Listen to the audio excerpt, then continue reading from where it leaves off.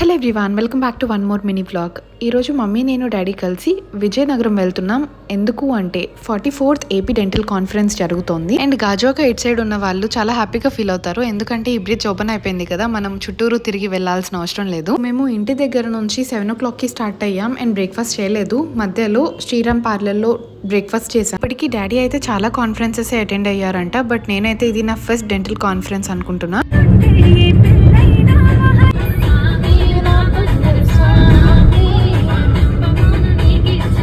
Songs వింటూ time pass చేస్తూ వచ్చేసాం విజయనగరం. అయితే ఫైనల్లీ ఎక్కడ కాన్ఫరెన్స్ జరుగుతుందో అక్కడికి వచ్చేసాం. కాన్ఫరెన్సెస్ కి చాలా మంది ఫుడ్ కోసం వెళ్తారు అని విన్నాను, బట్ నేనైతే స్టాల్స్ విజిట్ చేయడానికి మాత్రమే వెళ్ళాము. బీయింగ్ గర్ల్ ఎప్పుడు మేకప్ ఐటమ్స్ షాపింగ్ కి వెళ్ళాను, ఎప్పుడు డెంటల్ ఐటమ్స్ షాపింగ్ కి అయితే వెళ్ళలేదు. బట్ బీయింగ్ డెంటిస్ట్ ఈసారి నేను డెంటల్ ఐటమ్స్ షాపింగ్ కూడా వచ్చాను. డాడీకి నాకు ఏమేమి ఐటమ్స్ కావాలో అన్ని తీసుకొని కొంచెం సేపు కాన్ఫరెన్స్ లో కూడా కూర్చున్నాము. మా మమ్మీ అడుగుతున్నారు ఏంటి ఏంటి అని, సో నేను అంతా క్లియర్ గా ఎక్స్ప్లెయిన్ చేస్తున్నాను ఆవిడికి. ఒక రకంగా she also felt very happy, తను కూడా ఫస్ట్ టైం వచ్చింది కదా. మేము కాన్ఫరెన్స్ కి వచ్చేసరికి 10:30-11 అయ్యింది. సో స్టాల్స్ అన్ని చూసి తిరిగేసరికి 1 అయ్యింది.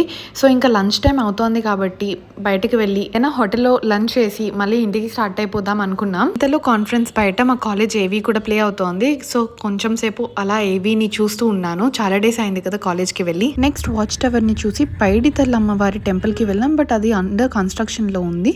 బయట నుంచి దండం పెట్టేసుకొని ఇంకా ఇంటికి రిటర్న్ అవుతున్న మధ్యలో డాడీకి కొన్ని ఐటమ్స్ కావాల్సి ఉంటే డిపోకి వెళ్ళి అది తీసుకొని ఇంకా విశాఖ డైరీ దగ్గర ఐస్ క్రీమ్ తీసుకొని అలా మా డైని ఏం చేసాం.